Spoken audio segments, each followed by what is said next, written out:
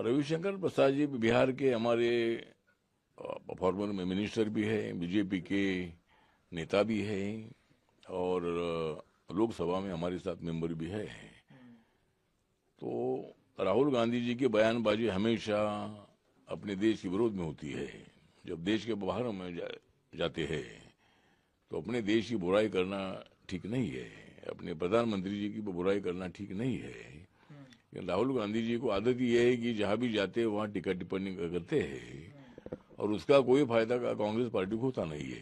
Congress party जेझुरो बनती जा रही है। हमारे महाराष्ट्र में लोकल बॉडीज के चुनाव में उनकी हालत एकदम गंभीर हो चुकी है और हर जगह पर कांग्रेस पार्टी हार रही है। बिहार में भी उनकी स्थिति ऐसी हो गई और हर जगह पर, अनेक जगह पर बीजेपी बहुत आगे जा रही है।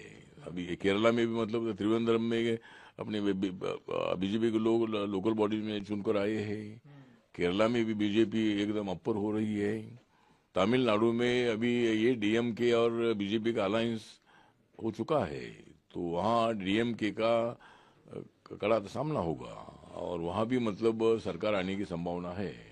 असम में भी बीजेपी की सरकार आ जाएगी और इसी तरह मतलब 5 राज्यों के जो चुनाव है तो 5 राज्यों में भी एनडीए बीजेपी सत्ता में आ सकती है। वेस्ट बंगाल में 2017 में ही 2021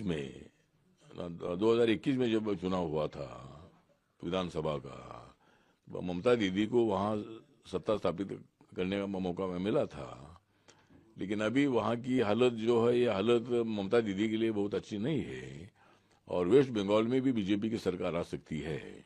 तो मुझे लगता है कि राहुल गांधी जी जो बयानबाजी करते हैं उसका कोई अर्थ नहीं है और झूठी बातें करने की आदत राहुल गांधी को है। चलो और एक आधा सवाल पूछो मुझे। तो बांग्लादेश में चुनाव हुए हैं और बांग्लादेश में अभी बीएनपी की सरकार बनी है। प्रधानमंत्री नरेंद्र मोदी ने भी तारिक उर रहमान को ट्वीट करके बधाई दी है।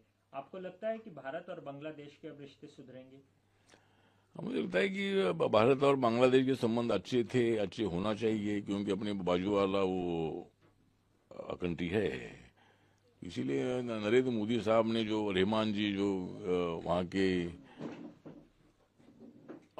जो मतलब उनके हाथ में जो सत्ता आ गई है, तो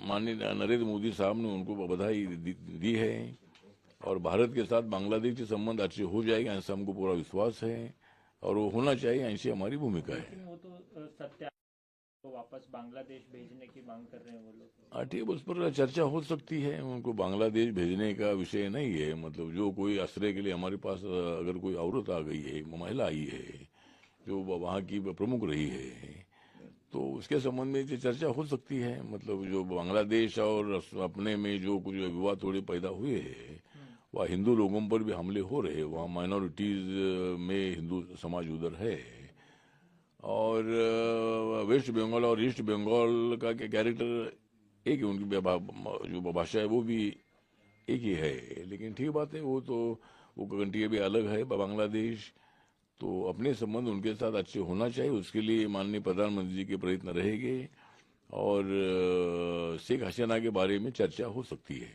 सर, ममता बनर्जी सवाल उठा रहे, अभी अखिलेश यादव का स्टेटमेंट आया है ताज़ा कि बीजेपी ने एक कंपनी को हायर किया है लोगों का नाम काटने के लिए वोटर लिस्ट से।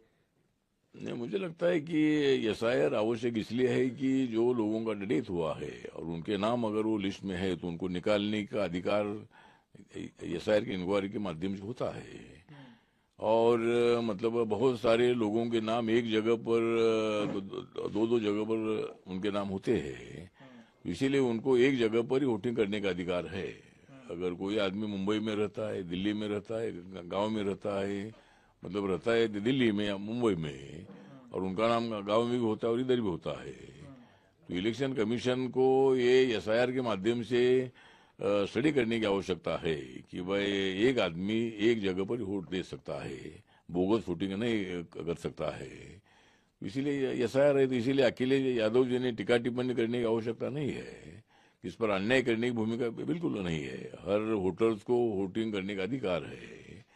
लेकिन कोई लोग अगर यहाँ के नागरिक नहीं है, लेकिन जो झूठे पेपर वहाँ सबमिट करके अगर वो मतलब वोटिंग करने के लिए जाते हैं, उनका नाम अपना लिस्ट में लाते हैं, तो इसकी इंक्वायरी भी मतलब एसआईआर के माध्यम से होती है। तो इसीलिए कुछ लोगों को ये अच्छा नहीं लग रहा है, लेकिन ये आवश्यक है। और जिनको वोटिंग करने का अधिकार है उनको वोटिंग का अधिकार मिलना ही चाहिए। जिनका नाम कट करना है उनका नाम कट करना ही चाहिए। जिनका नाम ऐड करना है उनको ऐड करना ही चाहिए। उसके लिए एसआईआर की इंक्वायरी हो रही है। सर, योगी आदित्यनाथ की सजा भुगत रहे हैं समाजवादी पार्टी के लोग उत्तर प्रदेश में। इसके साथ साथ उन्होंने कहा है कि कोई भी पद, जैसे स्वामी अविमुक्तेश्वरानंद है, शंकराचार्य का पद है, उसको लेकर के भी काफी बवाल हो रहा है वहां पर उत्तर प्रदेश में। वो कह रहे हैं कि कोई भी पद ऐसे थोड़ी मिलता है, कोई अपने नाम पर कोई पद नहीं लिखवा के लाता है। उसके बारे में मुझे कोई जानकारी नहीं है, लेकिन जिस तरह अखिलेश यादव जी के संबंध में जिस तरह योगी आदित्यनाथ जी ने बताया है कि समाजवादी पार्टी की सरकार जब थी तब गुंडाराज चलता था, वह दंगे फसाद होते थे, हिंदू मुस्लिमों के दंगे बहुत बार हो चुके हैं। लेकिन जब से मतलब वहाँ बीजेपी की सत्ता आई है, योगी आदित्यनाथ जी वहाँ के मुख्यमंत्री बने हैं, तब से वहाँ एक भी दंगा हुआ नहीं है। तो इसीलिए मुझे लगता है कि लेकिन समाजवादी पार्टी के जमाने में गुंडागर्दी बहुत ज्यादा होती थी, तो इसीलिए उन्होंने मतलब अखिलेश यादव जी पर आरोप लगाए, वो तो सही है।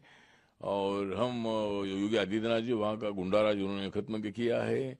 गुंडा लोग मतलब पूरे हाथ जोड़कर उनके सामने झुक जाते हैं। तो इसीलिए उन्होंने जो भी काम किया है बहुत अच्छा काम है। और इसीलिए योगी आदित्यनाथ जी ने जो बताया है कि भाई गुंडा राज दोबारा नहीं आने देना है और वहाँ बीजेपी की सरकार आएगी, ऐसा उनके मन में पूरा विश्वास है। और 2027 में वहाँ उत्तर प्रदेश में चुनाव आ रहे हैं, उसमें अपना बीजेपी सत्ता में आएगी, ऐसा हमें पूरा विश्वास है।